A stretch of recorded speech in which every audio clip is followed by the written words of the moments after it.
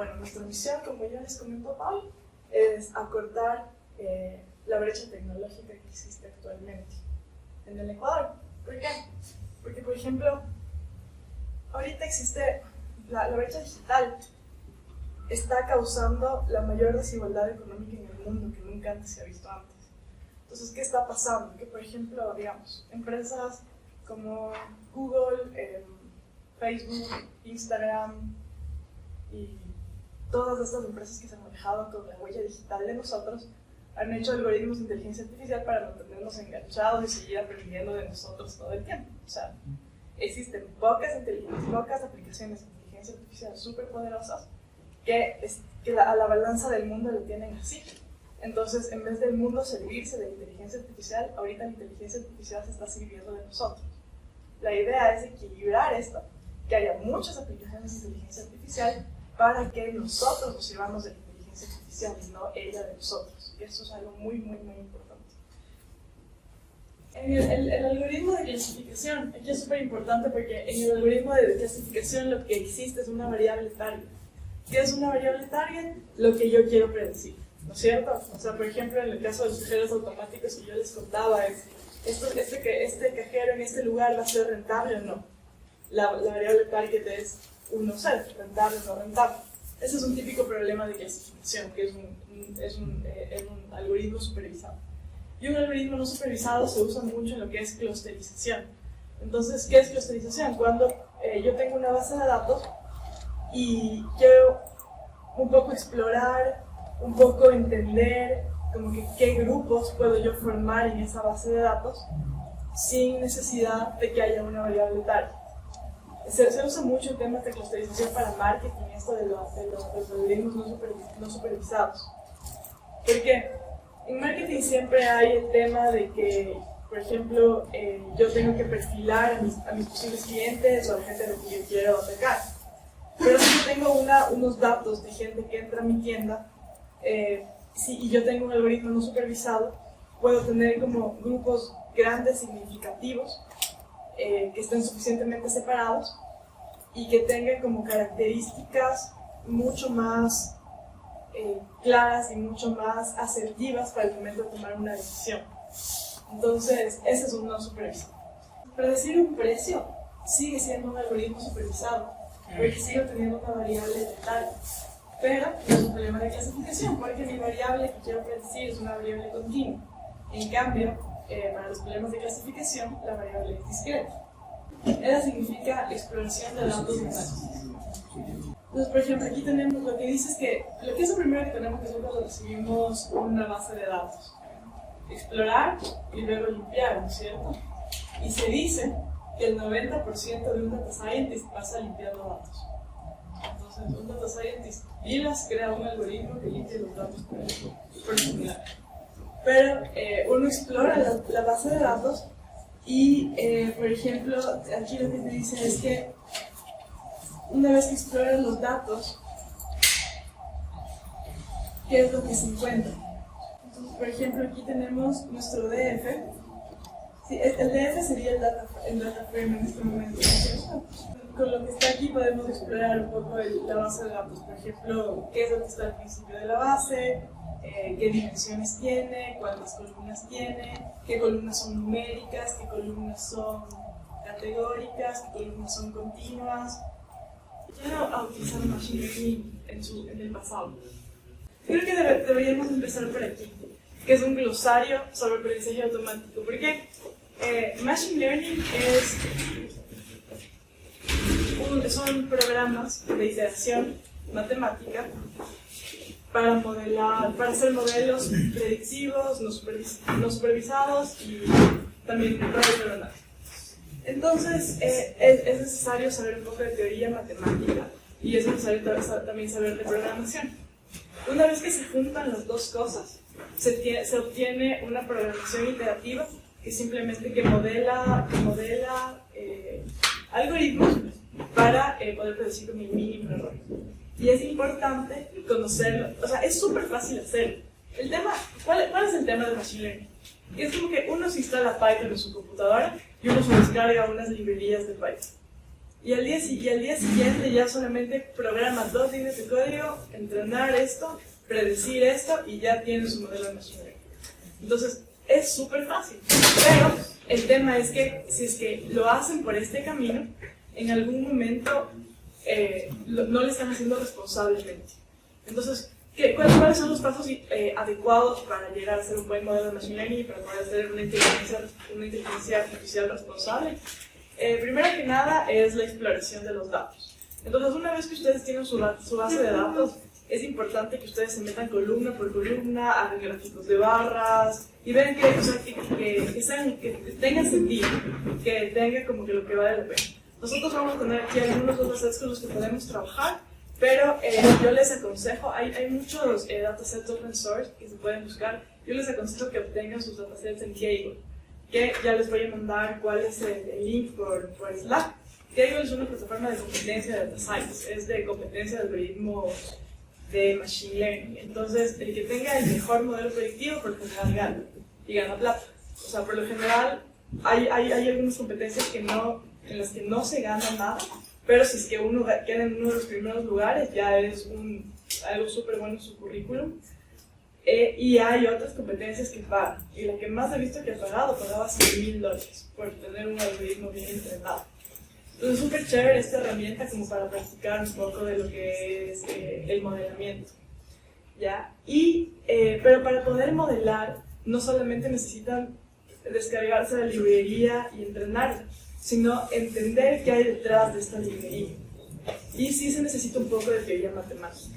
Entonces, este es un glosario que Paola me parece que les envió ayer por el Slack, que le puso ayer en Slack el link de esto, donde está todo lo que hay que saber de Machine Learning para poder ajustar lo que se llama los hiperparámetros de un modelo y poder entrenar adecuadamente el modelo.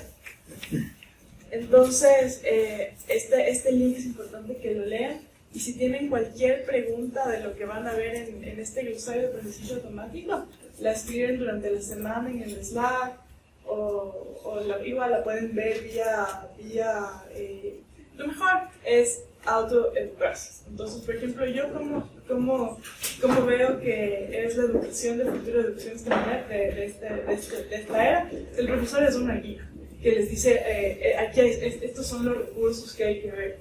Pero, por ejemplo, si hay algún término que no entienden, porque tal vez su background no es tan matemático, o porque tal vez su background no es de programación, o porque tal vez su background no es de negocios, lo mejor es buscar un video explicativo de ese término que no entienden. Pero lo que sí me parece que debe estar súper claro es que cuando yo predigo una variable target, siempre va a haber una diferencia entre la variable, entre mi predicción y la realidad. Esa diferencia es lo que yo uso para saber si mi modelo es bueno o malo, ¿ya? Y lo que hace el Machine Learning es itera un montón hasta que esa diferencia sea mínima. Entonces, cuando encuentra la diferencia mínima, para y dice ya, estos son los parámetros que tú tienes que tener para tu modelo. Y para que pueda llegar a esa diferencia mínima, hay muchas cosas con las que hay que jugar. Entonces, una de esas es la escala de aprendizaje. Por ejemplo, una escala de aprendizaje corta quiere decir que va a ir iterando de poco en poco. O sea, los parámetros que va a cambiar, no va a cambiar de 1 a 10 ni de 1 a 100, sino 1.1, 1.2, 1.3, 1.4. Entonces, por ejemplo, dentro de cada modelo, cuando ustedes se descarguen las librerías, dentro de cada modelo va a haber unos hiperparámetros que hay que como que irles cambiando los números. Y hay uno específico que te dice que es el radio de aprendizaje. Entonces tú vas cambiando y vas viendo como que cuál es tu score del modelo de lo que le vas probando, y en base a eso es que dices, ya, entonces este está bien. El problema es que cuando el ratio de aprendizaje es demasiado corto, el modelo se puede demorar un montón en ejecutar. Y si es que tu base de datos es demasiado larga y tu ratio de aprendizaje es demasiado corto, entonces ahí, tal vez la capacidad computacional no te dé. Entonces uno siempre tiene que jugar entre capacidad computacional, o sea, lo que quiere y lo que puede, ¿no es cierto? ¿Qué es lo que quiere? Quiero tener un modelo perfecto. Quiero que el modelo pruebe todo lo que pueda y que se quede con lo mejor. Pero a veces, o sea, hay varias técnicas, hay que aprender las técnicas para que puedas hacer eso sin matar a la computadora y sin utilizar 100 servidores en Amazon Web Services o en Google, que al final va a ser un costo. Y eso es algo súper importante que también quiero que se lleven. Yo puedo tener el mejor modelo, ya, el mejor modelo, o sea, increíble todo, pero si el modelo pesa 80 gigas, y si es que el procesamiento para llegar a ese modelo me va a implicar un costo altísimo en las nubes, ese modelo en realidad no es un buen, aunque sea un excelente algoritmo, no es un buen modelo de negocio. Entonces, lo ideal es que ustedes aprendan a hacer modelos buenos, pero que sean fáciles de usar, livianos de procesar, y que no sean tan pesados. Entonces es un camino que sí toma su práctica, que sí toma su tiempo para de entender cómo hacerlo, y eso es lo que va a hacer que ustedes tengan negocios rentables en el futuro. Ahora, si su objetivo es hacer un solo modelo para sacar insights, o por ejemplo como le hizo la chica para tener solo una foto, entonces, y tienen recursos ilimitados, entonces sí se pueden dar el lujo de abarcar todo, ¿me entienden? Pero sí quiero que se lleven esto, de que un modelo tiene que ser fácil de consumir y el procesamiento para que ese modelo pueda hacer las inferencias tiene que ser no muy pesado, no algo que mate los computadores, ni que en la nube utilice tantos recursos que luego se vuelva algo que no haga rentable su modelo de negocio, porque al final hay gente que dice, sí, pero igual en la nube se hace, ya, pero y te va a costar. Y si te cuesta más de lo que puede producir tu negocio, también es un tema con el que hay que jugar. Bueno, el Apprentice más pilas lo que haría es entrenar un modelo para poder limpiar los datos. Entonces ¿cómo haría eso? Por ejemplo, digamos, yo sé que tengo una columna de datos limpia y una columna de datos que yo sé que los datos están súper mal, ¿no es cierto? ¿Puedo yo hacer un modelo de machine learning que me identifique columnas de datos limpias y columnas de datos que no están tan limpias? Se puede hacer eso, pero a otra práctica, pero llegar a eso también tomaría su tiempo y sus recursos. Hasta llegar a eso, lo que yo recomiendo es hacer explorar los datos. Lo más fácil es gráficos de barras que te indiquen más o menos cómo están los datos, porque hay veces que, por ejemplo, el típico caso, tengo aquí un conjunto de datos y tengo una distribución normal, o sea, están aquí los datos, y de pronto tengo un dato acá, ¿no es cierto? Es probable que esa columna tenga ese dato sucio. ¿Ya? Hay veces que una columna tiene todo tiene números y de pronto tiene ahí una letra. Esa es una columna, o sea, esa columna está algo raro pasa. Y hay veces, sobre todo con bases no estructuradas, por ejemplo, digamos, textos, digamos que se bajen información de Twitter o que tengan algún dato no estructurado. También tienen que pensar mucho en que las bases hay maneras de manejar las bases de maneras, por ejemplo, no todo tiene que ser una base relacional.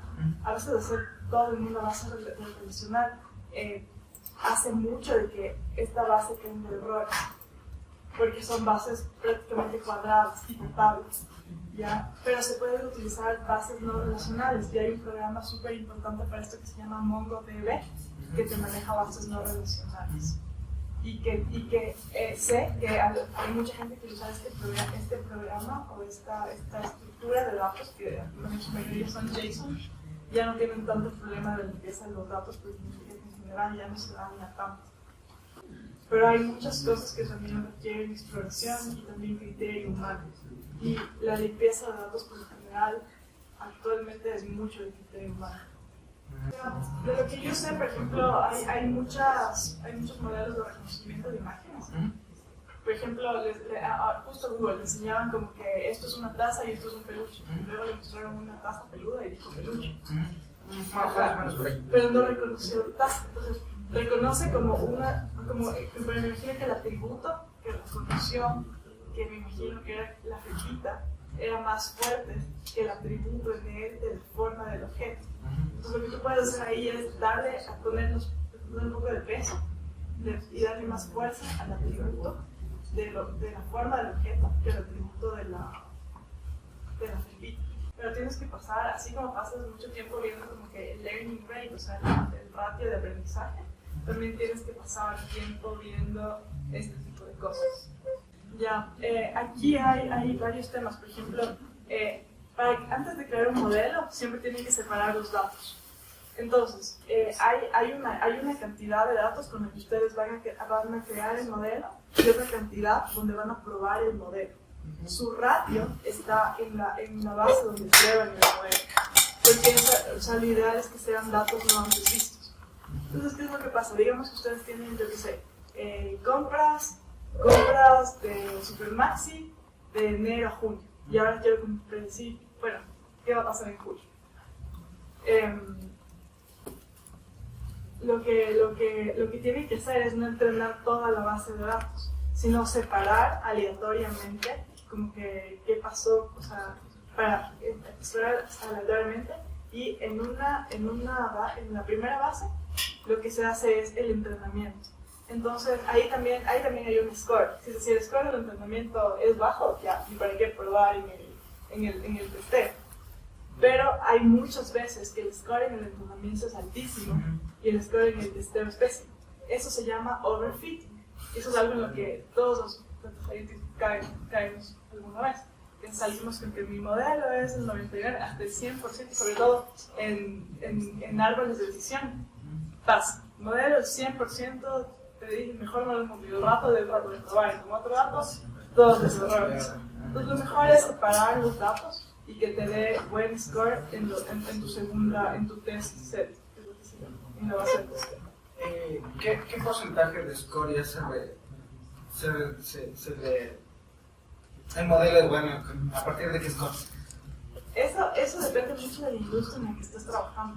Por ejemplo, en una industria médica, casi no te puedes, no le vas a dar, o sea, verás, hay súper importante un tema, y es el tema de falsos positivos y falsos negativos. No sé si hay gente que está relacionada con esto de la matriz de confusión. Ya, entonces, por ejemplo, ahí tienes que ver, por ejemplo, qué es lo que tú quieres más, falsos positivos o falsos negativos, o en el caso de la predicción de una variable continua, bueno, ahí sí el error es más o menos igual en casi todos los casos. Pero en el caso de una variable de clasificación, que sea categórica, que sea de este tipo, lo que hay que hacer es ver qué es donde tú no te quieres equivocar. Por ejemplo, en el caso de los documentos confidenciales, yo no me quiero equivocar en un documento confidencial. O sea, no me importa ser un público y le tagueo como confidencial, pero no quiero que un confidencial sea tagueado como público. ¿Me entiendes? Entonces, mi error, en este caso, dentro del propio modelo, yo le entreno para que se equivoque menos en los confidenciales que en los públicos. ¿Ya? Entonces, eso es algo muy importante. Y, por ejemplo, en la industria médica, eso sí, o sea, el score tiene que ser altísimo. Sé que el estándar de ellos es 97%. O sea, ya menos de eso no te salen un modelo. Pero en otras industrias que no dependen, en las cuales está en juego la vida de una persona, 80% es aceptable. Hasta 75%, dependiendo de la cantidad de datos que tenga.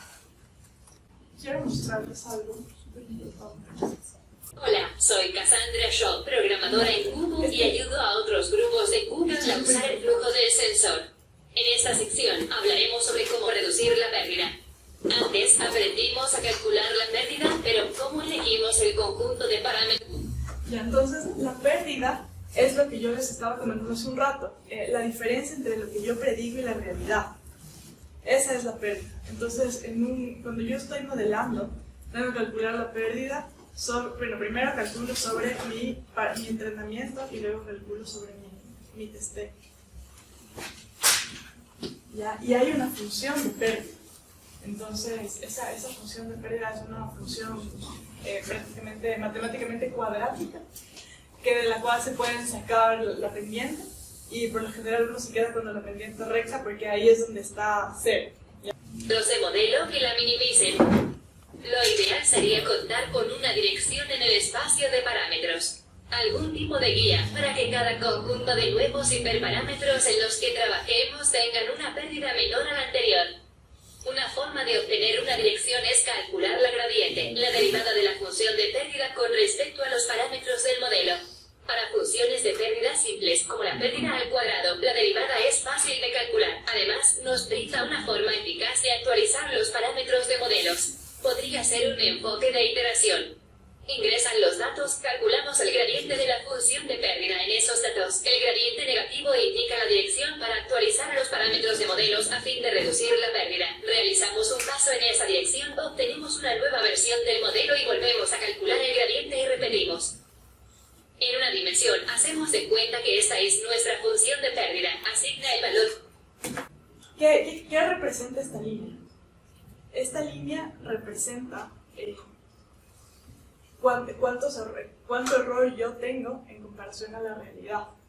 Entonces, lo que hace el algoritmo de Machine Learning es iterar, dependiendo del ratio que ustedes le pongan, itera hasta llegar aquí. Entonces, cuando llega acá, dice, ok, aquí me quedo y este es el modelo. ¿Ya? Este es el modelo. Este es un gráfico simple de lo que es como una función de pérdida. Pero hay funciones de pérdida que son más complejas porque tienen varios valles. Entonces lo que yo tengo que hacer es que mi modelo no se quede en el primer valle, sino intentar llegar al valle más bajo posible. ¿Ya? Pero más allá de la parte matemática, este es un concepto que queda súper claro porque cuando ustedes programen sus algoritmos de Machine Learning, tienen que estar conscientes que lo que quieren es minimizar esto. De parámetros de nuestro único modelo a la pérdida. Ya, y estos de aquí que son los parámetros del modelo. Entonces, si se acuerdan de una ecuación súper simple, y es igual a m más bx. Ya, entonces este es el cambio no solamente en b ni en m, sino también, este es el cambio que iría en el modelo, y para ver exactamente qué coeficientes tengo que yo usar para llegar acá. Entonces, prácticamente es el principio de Machine Learning. Este es el gradient descent. Entonces, ¿qué es lo que pasa? Que si es que se saca la derivada de esta función, vamos a tener unas pendientes así. O sea, digamos que el punto esté aquí, ¿no es cierto? La derivada de esta sería una pendiente negativa. Entonces, y empinada. Aquí, igual es una pendiente negativa, pero ya menos empinada. Aquí es menos empinada y acá hay el recto. Entonces lo que hace es quiere encontrar dónde está la pendiente recta. Y este es el mínimo. Entonces este es el gradient descent. Para mí este es el concepto más importante de Machine Learning, la función de pérdida y el gradient descent. Entonces lo que hablábamos del ratio de aprendizaje es como que qué tanto yo me voy a mover de aquí a acá. Si es que me muevo de aquí, si es que le pongo muy grande, entonces puedo moverme de aquí a acá y me pierdo esto y nunca voy a llegar. Pero si es que le pongo muy chiquito y tengo una base de datos demasiado grande, sí, o sea, puede que me quede aquí y luego la computadora se aplaste con el paso y igual nunca voy a llegar acá. O se demora demasiado. Entonces hay que ir jugando con la programación hasta tener un buen ratio y si demorarse tanto llegue acá. Hay varios algoritmos y, por ejemplo, el que a mí más me gusta es el que se llama máquina de soporte vectorial. Y es el que más me gusta porque es súper fácil ahí definir esta parte de aquí. Y aparte de eso es fácil o sea, no es un modelo que tenga los problemas de overfitting, de los que estábamos hablando, que a veces tienen los árboles de decisión y también las redes neuronales. Entonces, o sea, esta es una representación básica de cómo se veía el gradient descent, pero en realidad el gradient descent se ve así. Ese es el gradient descent. ¿Y por qué se ve así? Porque hay un montón de parámetros. Entonces, claro, yo puedo creer que estoy aquí realidad estoy aquí, o puedo creer que estoy aquí y en realidad estoy acá. Pero esto de aquí solo se encuentra, o sea, moldeando los hiperparámetros hasta llegar a un valor aceptable. Normalmente uno termina de modelar cuando ya tiene un score aceptable. Ya, a menos que estés en una competencia de data science. Ahí terminas de modelar cuando tú seas el mejor. Entonces, probablemente llegues a uno de los picos más bajos y es el más bajo. ¿Ya? Pero, o sea, esto se ve súper complejo. Entonces, por eso es mejor explicarlo de esta manera. Si comenzamos con un valor aleatorio o inicialización para θ, entonces logramos la pérdida correspondiente. Luego, podemos calcular el gradiente negativo, que nos indica la dirección que debemos avanzar para minimizar la pérdida. Si damos un paso de gradiente en esa dirección, obtenemos una nueva pérdida. Podemos seguir dando pasos de gradiente en esa dirección hasta que alcancemos un punto en donde pasamos el valor mínimo local, en el cual el gradiente negativo nos indica que volvamos por la dirección en que vinimos. ¿Qué tan grande debe ser el paso que damos en la dirección del gradiente negativo? Bien, esto se determina por la tasa de aprendizaje. Es un hiperparámetro que podemos modificar a gusto. Si la tasa de aprendizaje es muy pequeña, daremos muchos pasos de gradiente diminutos. Esto requiere mucho cálculo para alcanzar el valor mínimo. Sin embargo, si la tasa de aprendizaje es muy alta, daremos un paso grande en la dirección del gradiente negativo. Tal vez superemos el valor mínimo local y alcancemos un punto en donde la pérdida sea incluso más grande que antes. En más dimensiones, esto puede provocar la divergencia del modelo. En este caso, debemos intentar reducir la tasa de aprendizaje en un orden de magnitud aproximadamente. Acabamos de describir un algoritmo llamado descenso de gradientes. Comenzamos en un punto y dimos pasos de forma continua que nos acercaron de a poco a un mínimo. Pero, ¿importa el punto de partida? Pensemos por un minuto. Volvamos a la clase de cálculo, donde aprendimos que algunos problemas son convexos, es decir, tienen la forma de un tazón gigante. Si comenzamos en un punto del tazón, realizamos pasos de tamaño razonable y seguimos los gradientes, llegaremos a la parte inferior del tazón. Sin embargo, muchos problemas de aprendizaje automático no son convexos. Las redes neuronales son notoriamente no convexas, lo que significa que en lugar de tener la forma de un tazón, tienen una forma similar a la de una caja de huevos. Existen muchos valores mínimos posibles, algunos mejores que otros. Allí, el punto de inicio sí importa. Luego hablaremos de eso. Analicemos la eficacia. Cuando procesamos el gradiente de la función de pérdida, las matemáticas sugieren que debemos procesar el gradiente en todos los ejemplos de nuestro conjunto de datos. Esta es la única forma de garantizar que nuestros pasos de gradiente están en la dirección correcta. Para conjuntos de datos grandes con millones o miles de millones de ejemplos, esto requiere mucho cálculo para realizar cada paso. En la práctica, las personas descubrieron que, en lugar de usar todo el conjunto de datos, se calculan el gradiente de la función de pérdida en un solo ejemplo, funcionará para casi todo el resto. Aunque deban dar más pasos generales, la cantidad total de cálculo para alcanzar una buena solución a menudo es mucho menor. Esto se llama descenso de gradiente estocástico. En la práctica, adoptamos una solución intermedia. En lugar de usar un solo ejemplo o todo el conjunto de datos, usamos un lote pequeño, entre 10 y 1000 ejemplos para dar los pasos. Esto se llama descenso de gradientes de mini lote. Entonces, eso es lo que acaban de ver, es prácticamente el principio del machine learning. Porque es como iterar hasta llegar al mínimo error. ¿Ya? Todos los modelos de machine learning intentan hacer eso. También es importante, hay un algoritmo que se llama máquina de soporte vectorial, que en sus vidas de data scientist van a utilizar tanto o más que las redes neuronales. Porque son algoritmos que son simples de hacer, fáciles, que tienen su buena precisión y que no tienen este problema de overfitting, sobre todo los lineales. Entonces, estos son importantes. Aquí otro de los conceptos básicos que es súper importante entender es que, o sea, lo que ellos hacen es ponen todo el dataset en una especie de 2 dimensiones, como lo ven acá, ¿ya?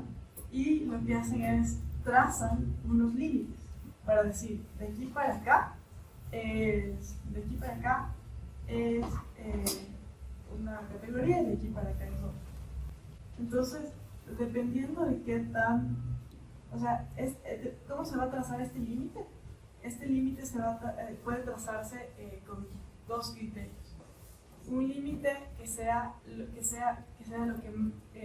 el más separador posible de los dos, o un límite que sea el que menos se equivoque. Entonces, por ejemplo, si ustedes ponen así un límite que sea el que más separe, este de aquí, o sea, va a quedar así. Pero si ustedes quieren que sea dependiendo del problema que están resolviendo, que no quieren que se equivoque para los azules, entonces va a estar más de este lado. Y si quieren que no se equivoque para los naranjas, estarían más de este lado. Entonces, esto también es un hiperparámetro como el Bayesian Learning Rate, que se pueden topar en algunos algoritmos y que pueden ir como trabajándole, probando hasta ver el score deseado al que quieran llegar. La mayoría de dataset van a ser linealmente enterables, pero puedes hacerle polinomial para darle cierta forma a la línea, o puedes ir jugando también con el tipo de kernel, en este caso se llama, que tú quieres ponerle para que la línea vaya tomando otras formas. Por ejemplo, en este caso es una función lineal, pero puede ser una función polinomial para que tenga otras formas. También puede ser pues sigmoide, y puede ir tomando la forma que tú le programas para que tome la forma que se parezca, que se ajuste mejor. Prácticamente lo que hace esta función es construye túneles interdimensionales alrededor, y considerando que cada dimensión es como que cada columna de su dataset. Entonces construye como que túneles interdimensionales hasta poder separar lo mejor posible qué tipo de algoritmos son, o sea, qué tipo de variables van a un lado y al otro. Ya, entonces, ¿cómo crear un notebook de Google Colab? Es súper fácil. Ponen su Google Drive, ¿no es cierto? Ponen aquí nuevo y aquí ponen más. Y aquí está el Google Collaborator. Entonces, prácticamente como crear un Google Worksheet, pero de Jupyter. ¿Cierto? Entonces, si ven ahí, este es un documento de Google, pero está en Python. Vamos a ver. O sea, es tan fácil hacer un modelo de Machine Learning en este caso, porque, o sea, se basa en el Google Colab, importan, prácticamente pegarían este código que está aquí, y lo único que reemplazan es, por ejemplo, en X, le ponen a todas sus variables, y Y es su variable tal, ¿no es cierto? Y ya está el modelo, ¿verdad? Pero la idea es que ustedes, en vez de hacer esta parte de aquí, como que vayan jugando con esto. Entonces, por ejemplo, ¿qué es lo que vemos aquí? En este caso, este que dice TOL, es el ratio de aprendizaje. Entonces vemos que le pone a 1 y menos 5. ¿Ya? Y aquí hay otro que es, por aquí está C. C es como la línea, qué tanto quiero que sea, lo que habíamos visto antes. Quiero que se pare, quiero que esté en el medio de todo, o quiero que esté como que pegado a algún lado para asegurarme de que un color específico no se equivoque en una categoría específica. Entonces, es tan fácil como hacer esto. Pero ¿cuál es el tema? Que si uno no pasa por la limpieza de datos, si uno no pasa por entender qué hay detrás de este algoritmo, entonces el algoritmo podría que funcione, pero nosotros no vamos a saber por qué funciona, ni cómo hacer que funcione mejor, ni cómo incrementar su precisión. ¿Entienden? Entonces, en este caso, los hiperparámetros, o sea, todo por lo general funciona así, ¿no? Se importa la librería, o sea, en este caso, esta es la librería con el modelo, ¿verdad? Este Make Classification, por lo general, es para crear datasets ficticios. Entonces, se importa esto, y el rato de que uno le llama al modelo, lo ideal es ir aquí jugando un poco con los hiperparámetros, que son todos estos de aquí. Cada modelo tiene diferentes hiperparámetros, pero el más importante es el que les expliqué hace un rato, que es el ratio de aprendizaje, uno de los más importantes para poder optimizar el modelo, y también como que la penalidad que ustedes le pongan a la equivocación, a la cuando se equivoque el modelo, ¿no? Entonces, una vez que ya tienen esto, ya tienen su modelo. Y aquí, por ejemplo, si se pueden ver, ya aquí ya está prediciendo. Entonces, la predicción de esto da 1, que puede ser X de Y. Y la precisión de esto, bueno, aquí no dicen la precisión, pero igual es súper fácil sacar la precisión. Entonces, es tan fácil como hacer esto. Pero la idea no es hacer esto, sino la idea es hacer un modelo que nos entienda por qué se toma cierto tipo de decisiones y cómo optimizarlas. Pero, ¿qué es lo que pasa hoy en día? Hay muchos data scientists que se bajan esto y ya dicen, ya tengo un modelo. Entonces, ahí vienen los fails de la inteligencia artificial en el 2018. El caso que a mí más me gusta contar es el caso de Amazon, porque Amazon es una empresa líder en este tipo de cosas. Entonces, ¿qué pasó con Amazon? Le dijeron a un chico, bueno, ya no queremos estar viendo currículums, haz un modelo para que nos diga cuáles son las personas más óptimas para cada puesto. Entonces, este chico hizo el modelo. Bueno, y el modelo contrataba solo hombres. Entonces, Amazon luego recibió una demanda por discriminación de género. Entonces, ¿qué fue lo que pasó en este modelo específico? Que no se pasó por la limpieza de datos. Como la industria tecnológica es predominada por masculina, entonces este chico en vez de quitar esta variable, por ejemplo, cuando yo tengo una columna que solo tiene digamos que tengo una columna llena de unos hasta el final, es una columna que en realidad no me está agregando ningún valor.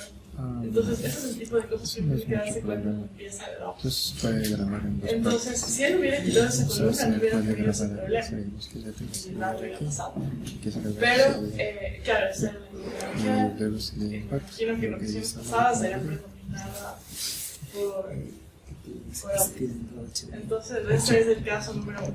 El caso número 2 es Uber, el self-driving car de Uber fue atropellando a una persona. Y esa persona murió. Entonces, también ahí hubo X implicaciones legales y los docentes tuvieron que ir a la corte a explicar cómo funcionaba su modelo y explicar por qué hubo este accidente y todo. Entonces, el tema es que era una persona que estaba cruzando la calle por un no paso cebra con una bolsa en la cabeza y no le reconoció como humano el algoritmo de visión y le atropelló. Entonces, por eso es que si es que hubieran solo hecho así el modelo a la maldita sea, el Uber nunca se hubiera podido defender de eso. Pero me parece que ellos sí pudieron explicar cómo funcionaba su modelo y qué pasó lo que pasó, las posiciones, todo. Entonces, por eso es importante, por eso yo les decía que es súper fácil hacer esto del machine learning, pero o sea, lo importante es siempre ir un poco más allá y hacer la limpieza de datos correctamente, entender cómo hay un montón de algoritmos de machine learning y explicar a profundidad cómo funciona cada uno de ellos es algo difícil, porque pues, hay tantos y son tan complicados algunos que una persona sepa todos los algoritmos de machine learning cómo funcionan, eso no sé si existe. Pero si ustedes eligen ciertos modelos de machine learning para probar, es importante que entiendan cómo funcionan para que luego en cualquier caso de cualquier tema lo puedan explicar después. Y también explicar cómo seleccionar las variables, son procesos que uno va teniendo.